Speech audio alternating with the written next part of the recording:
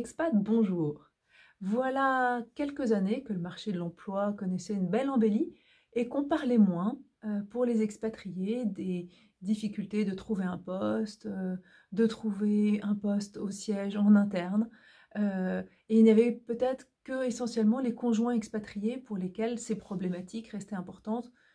Et encore, même pour les conjoints expatriés, depuis 2018-2019, la situation du marché de l'emploi s'était nettement améliorée.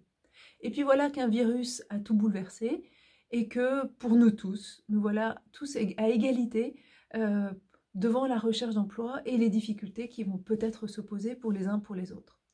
Alors, pour parler de ce sujet aujourd'hui, nous avons invité deux coachs de la Coach Academy d'Expat Communication. Ces deux coachs qui sont des expertes idéales pour nous parler parce qu'elles sont à la fois des expatriés à répétition, bien sûr, c'est le principe chez nous, mais elles sont aussi des coachs expérimentés, là encore, rien d'extraordinaire. Et en plus, elles ont toutes les deux travaillé comme RH ou DRH dans des grandes entreprises internationales. Donc elles ont ce double regard, à la fois d'avoir recruté des expatriés ou géré leur carrière, et en même temps d'avoir accompagné des candidats devant des RH. Donc un double regard qui va nous être précieux aujourd'hui pour se livrer à une véritable prouesse, c'est-à-dire faire le tour de l'ensemble de ce qui va constituer une recherche d'emploi en 25 minutes. Donc, mesdames, vous êtes prêtes? Cécilia Cavanac, bonjour. Cécile Vaugon, bonjour. Ne perdons pas plus de temps et une première question directement pour toi, Cécile Vaugon. Avant de commencer sa recherche, il faut observer le marché et comment est-ce qu'on fait dans un marché aussi bouleversé que celui que nous connaissons aujourd'hui pour se faire une opinion de l'état du marché, de là où on pourrait trouver un poste. Alors à l'heure actuelle, effectivement, on a tous un petit peu perdu nos repères. Le marché de l'emploi évolue quasiment tous les jours, enfin toutes les semaines. Donc l'idée, c'est vraiment de rester en veille et d'aller chercher des informations sur le marché, de vraiment se mettre en place une veille sur des sites, notamment des sites de recherche d'emploi. Je vais laisser la parole à Cécilia qui avait trouvé des informations plus précises sur les différents secteurs à l'heure actuelle qui restent dynamiques et qui sont assez prometteurs au moment de la sortie de crise. Oui, alors en effet, comme on l'a dit, l'activité continue, hein, elle, de tourner, même si on est un peu au ralenti. Sur la France, on va se rendre compte qu'il va y avoir des besoins de compétences de haut niveau, hein, sur certains secteurs, notamment tous les secteurs de première ligne comme la santé et la deuxième ligne de l'agroalimentaire et tout ce qui est agriculture. Après, on remarque qu'il va y avoir et qu'il y a déjà un besoin sur tout ce qui est le marketing digital, l'e-commerce, l'IT, le développement, les langages, la cybersécurité, tout ce qui est logistique, tout ce qui est profil juridique aussi pour accompagner notamment en droit social et en contentieux. Et puis, au niveau de la trésorerie aussi, on a noté des besoins. Alors ça, c'est des besoins qu'on a remarqués sur le marché français. Ce qui va être intéressant, c'est aussi, comme disait Cécile, de se mettre en veille et de regarder ce qui se passe sur son marché local. Mais ceci dit, ce qu'il faut surtout remarquer, c'est qu'il ne faut pas s'arrêter et il faut rester actif sur sa recherche et ne pas baisser les bras et continuer. Parce que les recruteurs sont toujours là, sont toujours actifs, même si certains postes ne sont pas en recrutement et mis en stand-by. Ils continuent quand même de repérer les profils, les potentiels. Et c'est toujours le bon moment de se faire connaître de ces recruteurs. Donc, c'est important de continuer à rester sur le marché. Merci beaucoup à vous deux, Cécilia Cavanac, Cécile Vaugon. On voit bien, grâce à ces explications, comment dessiner petit à petit notre stratégie pour notre recherche d'emploi. Maintenant, une recherche d'emploi, ça n'est pas qu'une stratégie, c'est aussi ce qu'on a au fond de nous, c'est aussi quelque chose qui corresponde à nos désirs, à notre mission, à nos contraintes aussi. Donc, avant de se lancer dans la construction de notre projet, quelles sont les bonnes questions qu'il faudrait se poser? Bien, tout simplement, vous pouvez vous rapprocher des chambres de commerce et d'industrie, des CCI, qui ont ce genre d'informations à votre disposition. Vous pouvez aussi, ce qui est important, c'est votre réseau, en fait, hein, c'est activer votre réseau et se renseigner sur ce qui se passe et bien évidemment l'actualité. Mais les CCI, c'est une très bonne source d'information. Ok, merci Cécilia Kavanagh. Donc maintenant, on a une petite vision de notre marché. Quelle est l'étape suivante, Cécile? J'ai envie de dire, il faut se poser des questions, c'est sûr, mais quelles sont les bonnes questions à se poser quand on commence sa recherche d'emploi dans ce contexte difficile? Alors exactement. Donc il va être important pour bien se positionner sur ce marché mouvant, c'est vraiment de se poser les questions et d'en profiter, pourquoi pas, pour faire un bilan de compétences si c'est pas encore fait. Parce que bon, l'expérience montre que même quand on pense être au clair, il peut toujours être utile de faire un point sur ses compétences pour vraiment savoir voilà, qu'est-ce qu'on peut valoriser, qu'est-ce qui fait ma différence. Donc on peut travailler par exemple, faire un inventaire de toutes ces compétences à la fois professionnelles et personnelles, donc en matière de savoir-être et de savoir-faire. Tout ce travail sur les compétences donc, va pouvoir être fait en vraiment se remettant en mémoire des situations concrètes de ces expériences professionnelles et personnelles et vraiment en identifiant ce qu'on a pu mettre en œuvre dans chaque situation, quelles compétences on a pu démontrer, développer. Parce que voilà, être au clair sur toutes ces compétences, ça va permettre ensuite d'être cohérent sur la mise en avant de ces compétences sur son CV et ensuite de mieux se vendre en entretien. Donc c'est vraiment une étape indispensable qui peut être faite pendant cette période de confinement où on a éventuellement un petit peu plus de temps pour prendre du recul sur soi. Et voilà, rebalayer vraiment toutes ces compétences et qu'est-ce qu'on peut valoriser, réfléchir à ce qu'on peut valoriser à l'heure actuelle. Un point qui est intéressant également, c'est de réfléchir aux compétences transférables qu'on a pu développer dans un domaine et qu'on peut ensuite peut-être transférer dans un autre métier ou un autre secteur si on a besoin de se repositionner sur ce marché du travail. Alors, concernant les compétences, on distingue souvent les soft skills, ce qu'on appelle les soft skills et les hard skills. Donc les soft skills et compétences interpersonnelles sont de plus en plus demandées et mentionnées également dans les annonces. Donc ça peut être intéressant vraiment de réfléchir sur ces compétences-là. Et également, un point intéressant pour les expatriés, c'est que les soft skills ne sont pas toujours les mêmes ne sont pas valorisés de la même manière en fonction du pays où on se trouve. Donc par exemple, en France, le sens d'organisation va souvent être demandé, tandis qu'aux Pays-Bas, on va régulièrement voir l'enthousiasme mentionné sur des offres d'emploi, ou en Allemagne, l'assiduité. Donc vraiment, ça peut être intéressant aussi pour les expatriés de vraiment se renseigner sur le marché local pour voir ce qui est valorisé et faire un point sur soi là-dessus pour savoir quoi mettre en avant le moment voulu. Donc on vous a mis un lien à la fin un lien aussi qui mène un article intéressant qui parle de ces soft skills pays par pays. Et également, en tant qu'expat, un point intéressant, c'est vraiment de réfléchir à toutes les compétences qu'on a développées dans cette situation d'expatriation. On va pouvoir mentionner notamment l'agilité, la capacité, la créativité, les capacités d'adaptation, qui sont vraiment l'ouverture d'esprit, la curiosité, qui sont des qualités développés par les expatriés du fait de leur statut, de leur situation d'expatriation. Et ça sont des compétences également de plus en plus recherchées sur le marché du travail, qui est un marché très mouvant où la flexibilité et l'adaptation sont devenues indispensables. Donc ça sont vraiment des choses qui peuvent être vraiment une vraie valeur ajoutée en tant qu'expat pour se repositionner sur le marché du travail. Donc ça vaut le coup pendant cette période de se poser, reprendre son parcours et vraiment de faire cet inventaire-là. Merci beaucoup Cécilia Kavanagh pour cet outil stratégique qui fait le lien avec ce qu'on avait dit au début sur l'analyse du marché. Là, donc, il s'agit de se positionner sur ce marché qu'on a bien compris. Alors là, on est dans les hautes sphères de la recherche d'emploi.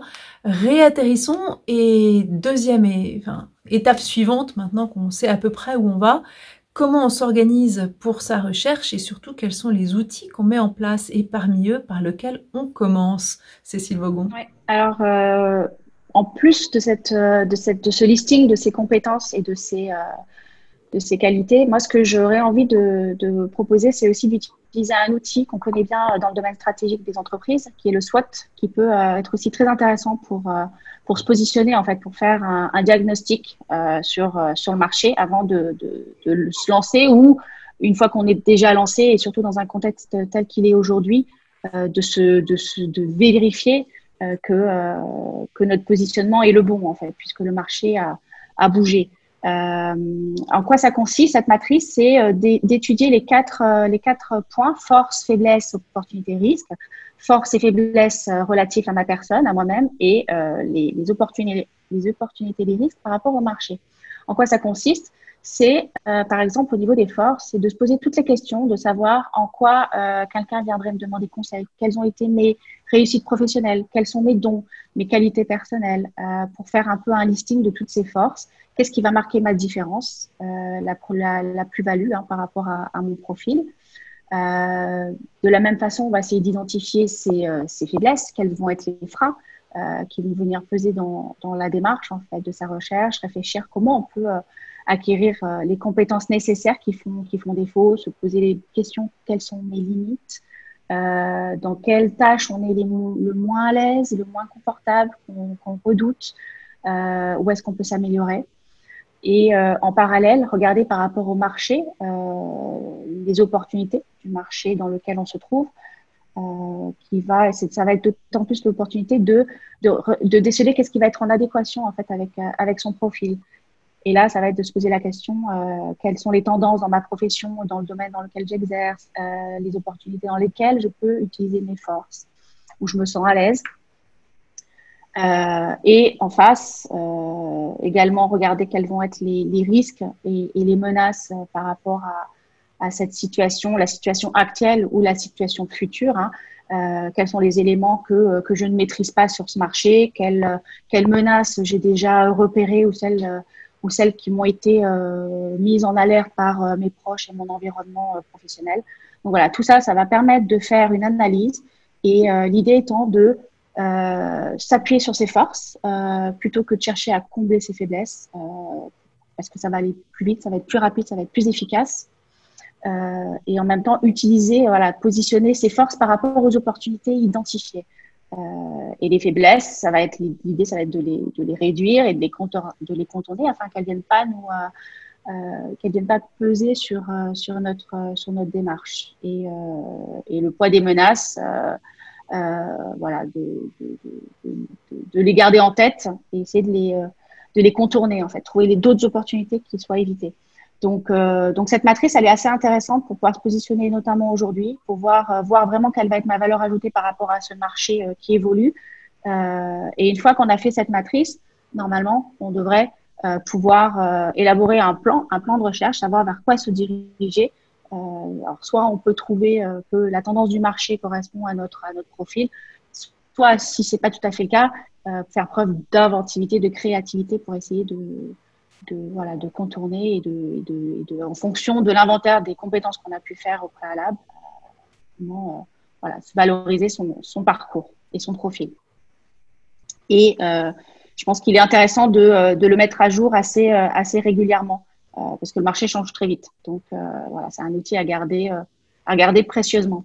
Merci beaucoup, Cécilia Cavanagh, pour cet outil stratégique qui fait le lien avec ce qu'on avait dit au début sur l'analyse du marché. Là, donc, il s'agit de se positionner sur ce marché qu'on a bien compris. Alors là, on est dans les hautes sphères de la recherche d'emploi. Réatterrissons et étape suivante, maintenant qu'on sait à peu près où on va, comment on s'organise pour sa recherche et surtout quels sont les outils qu'on met en place et parmi eux par lesquels on commence. Cécile Vogon. Alors, le grand gagnant, c'est évidemment le CV, Alix. Donc, le CV, alors qui doit être évidemment clair, transparent, bien montrer également son objectif, l'objectif vers lequel on tend. Alors là, le CV, il y a des déclinaisons possibles à l'infini. Mais alors pour les expats, un point de vigilance, vraiment, c'est important de se renseigner pareil sur les spécificités du marché local. En fait, il y a certains pays qui vont valoriser un CV de plusieurs pages, d'autres pays comme la France où idéalement on va avoir un CV qui tient sur une page. Certains CV vont être datés ou signés, comme en Allemagne. Donc certains pays vont demander, même exiger une photo professionnelle. D'autres pays vont vraiment refuser la photo, quelque part, légalement. Donc il convient vraiment d'être au fait de vraiment des spécificités locales pour adapter son CV à son marché local. Évidemment, voilà, vous mettez en avant vos compétences principales qui servent vos objectifs actuels. Donc ça, c'est un élément, évidemment, un basique de la recherche d'emploi. Alors, dans la continuité du CV, on peut mentionner le profil LinkedIn, également l'utilisation de tous les réseaux sociaux professionnels. Donc là, LinkedIn, sur le marché international, est le réseau à l'heure actuelle le plus utilisé dans le monde, le réseau professionnel le plus utilisé dans le monde. Donc sur LinkedIn, c'est important voilà, d'être présent, c'est un peu une continuité de son CV, il est complémentaire. Les recruteurs vont souvent consulter les profils LinkedIn des candidats, en plus des CV qu'ils vont recevoir. Alors parfois, on peut même directement postuler via LinkedIn. Cécilia vous en reparlera tout à l'heure.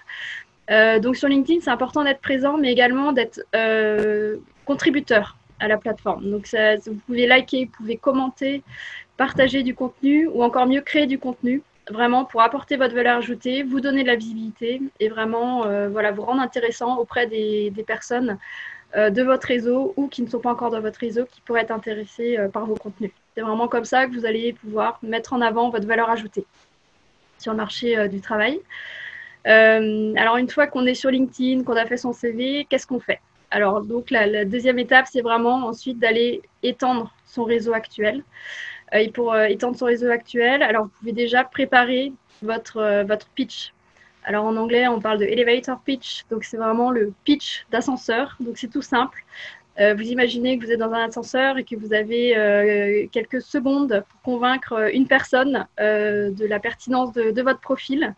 Donc là, il faut que vous soyez prêt en fait à lui dérouler votre pitch de manière naturelle et spontanée et concise.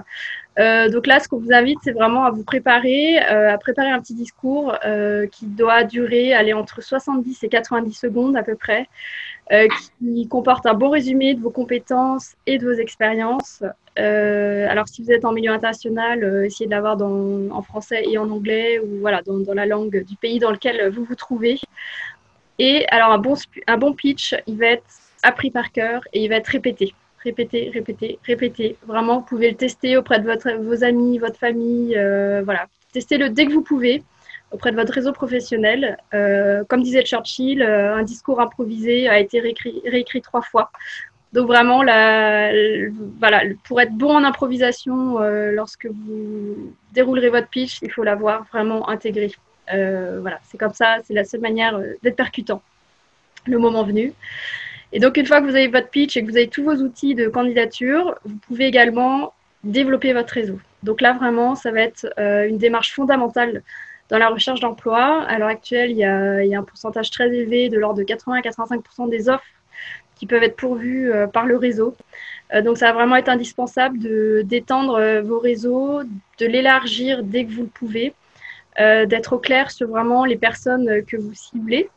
Pour pouvoir les contacter et avoir vraiment une démarche réseau pertinente. Alors parfois, le réseau, ça peut faire peur. Donc il y a certains blocages qu'on peut lever en se disant, bon allez, qu'est-ce qui me freine? De quoi j'ai peur dans la démarche réseau? Et alors pour ça, je vais renvoyer vers une vidéo dont on vous a mis le lien également en fin de présentation sur vraiment la démarche réseau et sur le pitch également. Qu'est-ce qui vous bloque? Identifiez vraiment vos freins, vos attitudes, vos représentations et mettez-vous à la place des personnes que vous allez solliciter. Finalement, posez-vous la question, est-ce que c'est vraiment si désagréable de ça qu'on demande d'interviewer quelqu'un pour poser des questions sur son positionnement? Vous pouvez vous poser vraiment en termes de posture, vous n'êtes pas forcément la personne en recherche d'emploi, mais vous pouvez également vous positionner en personne qui échange des bonnes pratiques, qui est là pour connaître un nouveau marché, qui fait des entretiens exploratoires. Et tout de suite, ça va vraiment permettre de lever un petit peu la pression autour de cette démarche réseau qui peut être impressionnante. Si vous mettez vraiment d'égal à égal avec les interlocuteurs que vous allez contacter, tout de suite, ça va faciliter votre démarche réseau. Alors, pour faire rapide, on peut avoir recours et on doit avoir recours à tous les job boards qui sont sur le marché pour pouvoir faire sa recherche, LinkedIn en étant un d'entre eux. mais on a encore toute une liste disponible et que vous pourrez retrouver dans le lien. Et avec une stratégie bien adaptée en fait, c'est-à-dire bien s'organiser, mettre en place toutes ces alertes sur les postes recherchés, les domaines de compétences, etc. Donc ça, c'est un des basiques également dans sa recherche, même si on sait que 85% se passent à travers son réseau, mais il est quand même important de continuer à faire cette recherche, d'avoir une certaine méthodologie par rapport à ça. Quelque chose qu'on trouve intéressant aussi qui peut être développé, c'est avoir recours au mentoring en fait. C'est parfois un peu le petit coup de pouce qui peut aider à trouver le job de ses rêves, qui peut aider dans sa démarche. L'idée étant de choisir une ou deux personnes de son environnement qui connaît bien le marché dans lequel on veut se développer, on veut chercher le poste, qui est en activité et avec qui a de l'expérience par rapport à ça, et avec qui on va se mettre en lien et demander d'avoir des rendez-vous assez réguliers pour pouvoir échanger, avoir des conseils, de briefer, d'entraîner, rendre des comptes, faire des plans d'action, des feedbacks. Et ça va être un bon moyen en fait pour calmer un peu ces angoisses, ces peurs, d'essayer de se projeter un peu objectivement par rapport à certains critères où on peut avoir des freins et des angoisses et des représentations. Et puis surtout rebooster un peu sa motivation quand on est un peu dans le creux de la vague. Donc ça peut être un bon outil, une bonne façon d'avancer dans sa recherche, surtout quand on est un peu seul et surtout confiné comme on l'est aujourd'hui. Ça n'empêche pas de pouvoir le faire à distance. Ensuite, ce qu'on peut aussi conseiller, c'est de garder quand même un œil, même si on cherche un poste à temps plein, durée déterminée, c'est quand même d'avoir un œil sur les offres temporaires, sur tout ce qui est management de transition. Aujourd'hui, en ces temps un petit peu compliqués, les entreprises vont peut-être être frileuses à recruter. Donc peut-être continuer de garder un œil là-dessus, d'avoir, si c'est possible localement, de se créer un statut d'auto-entrepreneur. Dans certains pays, ça peut être assez facile administrativement, de façon à pouvoir répondre assez rapidement à des demandes ponctuelles, des besoins qui pourraient être ponctuels. Et ça permettrait de mettre un pied dans une entreprise qui pourrait ensuite déboucher sur une offre un peu plus à long terme. Et puis, je pense que ce qui est important aussi, c'est de ne pas oublier de continuer à utiliser ce temps de recherche par rapport aux faiblesses qu'on a pu lister ou des domaines où on pourrait être un peu inconfortable à travers le SWOT précédemment décrit, de se former, de combler un peu ses lacunes, ses manques à travers les MOOC, à travers des formations, d'écouter des conférences, des TED Talks. Et ça peut permettre de développer son profil encore un peu plus. Donc voilà. Et en France, on peut également utiliser son CPF si on est en France pour faire ses formations. Donc c'est un élément à garder en tête. Merci beaucoup, mesdames. Alors, c'est formidable ce que vous nous dites. C'est super intéressant. On voit bien que c'est construit, que ça va marcher. Il y a quand même un point qui pour moi est important, c'est celui de la motivation et du courage, de la persévérance. On est dans un contexte qui est compliqué, il y a beaucoup d'incertitudes, le temps en confinement ou en déconfinement ou entre deux est long et pousse pas à l'énergie. Est-ce que vous avez des propositions à nous faire pour nous aider à rester motivés durablement ? Alors, effectivement, Alix, c'est important de garder, de maintenir un niveau d'énergie suffisant pour continuer, pour continuer sa recherche d'emploi dans de bonnes conditions. Donc là, en fait, on peut se reporter au cercle vertueux. Donc voilà, qui vraiment présente les 3 grands points sur lesquels on peut être vigilant. C'est vraiment chaque cercle, chacune des 3 parties de ce cercle sert à l'efficacité de l'autre. Donc c'est important de veiller à un bon équilibre dans ces 3 domaines-là pour pas s'épuiser et vraiment garder un équilibre de vie satisfaisant. Donc alors en termes d'énergie, chacun a ses méthodes. Ça peut être le sport, même si à l'heure actuelle il est limité. Si vous avez des astuces pour continuer à faire du sport, si c'est important pour vous, allez-y, faites-le. Les contacts sociaux sont devenus plus virtuels, mais peuvent également vous aider à vous redonner de l'énergie quand vous en avez besoin. Toutes les activités qui vous donnent du plaisir, la cuisine, la lecture, les puzzles pour certains. Tout ce qui peut contribuer à vous redonner de l'énergie, c'est important vraiment de se focaliser dessus dans cette période qui est qui est déjà naturellement fatigante pour l'organisme et pour le psychisme. Donc avec un bon niveau d'énergie, vous arriverez à maintenir vos efforts pour votre recherche d'emploi. Donc pour vos entretiens, être vraiment dans une bonne énergie pour vos entretiens, pour votre CV, pour développer votre profil LinkedIn, pour consulter les offres. Et également, en parallèle de tout ça, aller chercher l'inspiration. Vraiment, ça contribuera à vous donner de l'énergie et ça nourrira vos efforts de recherche d'emploi. Donc l'aspiration, vous pouvez la trouver dans des formations. Cécilia vous a parlé tout à l'heure de MOOC, de cours en ligne, de conférences. Vraiment, il y a plein de choses qui sont mises en accès gratuit, particulièrement en ce moment, en période de confinement. Donc profitez-en, il y a plein de ressources à disposition quand on a envie de se nourrir sur un nouveau sujet ou sur des sujets qui nous intéressent déjà. Alors les rencontres et salons professionnels, évidemment, c'est un petit peu limité à l'heure actuelle, mais on peut se noter quand même quelles actions on pourra mener quand on commencera à pouvoir ressortir après le confinement. On peut également apprendre une nouvelle langue si on le souhaite. Donc voilà, en fait, c'est vraiment ces 3 domaines-là se nourrissent mutuellement. Donc c'est important d'identifier vraiment quels sont les points importants pour vous dans chacun de ces 3 domaines. Merci beaucoup, Cécile. Je me sens déjà mieux en entendant ça. Cécilia, est-ce que tu voudrais compléter ce que vient de nous expliquer Cécile Bourbon? Oui, alors je pense que c'est effectivement important de bien nourrir et de bien entretenir ce cercle qui se veut être vertueux. Donc, en même temps, savoir se donner des objectifs pour avancer, en fait, ça va être un des points importants à garder en tête. Notamment aujourd'hui en période de confinement où on va pas forcément avoir le temps, l'espace pour soi. Donc ça, c'est vraiment très important d'essayer de garder ses objectifs et de s'y tenir.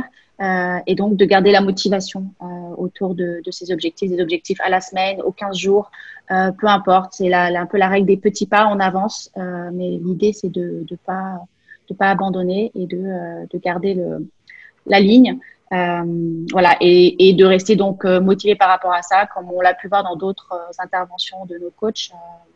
La motivation, c'est un muscle qui se travaille. Donc, c'est quelque chose qu'il faut savoir entretenir.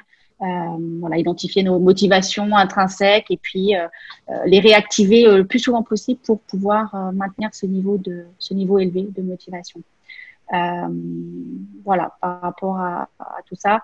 Je pense que ce qui est important aujourd'hui de dire, c'est que d'après une étude qui avait été faite en 2017, qui disait que 85% des postes de 2030 n'existent pas encore.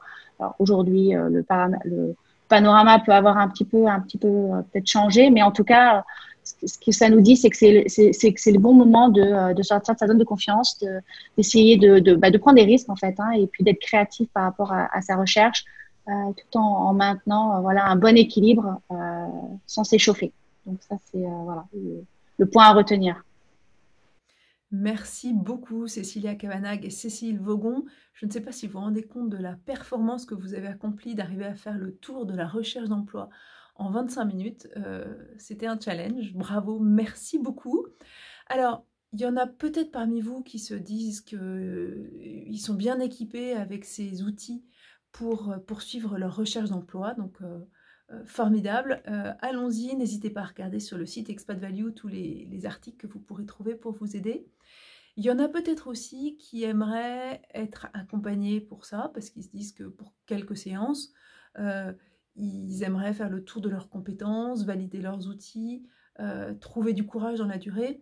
Alors, on a plusieurs propositions à vous faire. D'abord, et plus importante, vous avez ici les emails de Cécilia Cavanagh et de Cécile Vogon, donc vous n'hésitez surtout pas à les contacter en direct et vous pouvez faire avec elles une séance découverte gratuite pour vérifier qu'elles sont aussi efficaces et convaincantes et inspirantes en one-to-one qu'ils ont pu l'être sur cette vidéo. Par ailleurs, vous savez qu'on a toutes sortes d'offres, de webinaires, de cafés, donc vous les voyez là qui s'affichent. N'hésitez pas à y participer, là c'est gratuit et c'est souvent inspirant. Et l'équipe éditoriale de Femmes Expat et d'Expat Value est à 300% en ce moment pour être sûr que vous trouviez les ressources utiles pour vous dans cette période. Enfin, pour ceux qui ont envie de retrouver une énergie de groupe et qui aiment se sentir portés par d'autres expatriés, nous lançons une nouvelle formule du Job Booster Cocoon. Vous savez, ces groupes de recherche d'emploi qui font aussi la réputation d'expat communication. Nouvelle formule raccourcie, entièrement digitale, donc que vous pouvez faire depuis n'importe où, que vous soyez en expat, que vous prépariez votre retour ou que vous soyez déjà de retour. Vous voyez les prochaines dates qui s'affichent, le 18 mai et le 2 juin. Amis expats, voilà fini ce tour de la recherche d'emploi. Cécilia Cavanagh et Cécile Vaugon, un grand merci. Et à tous, je vous dis à bientôt.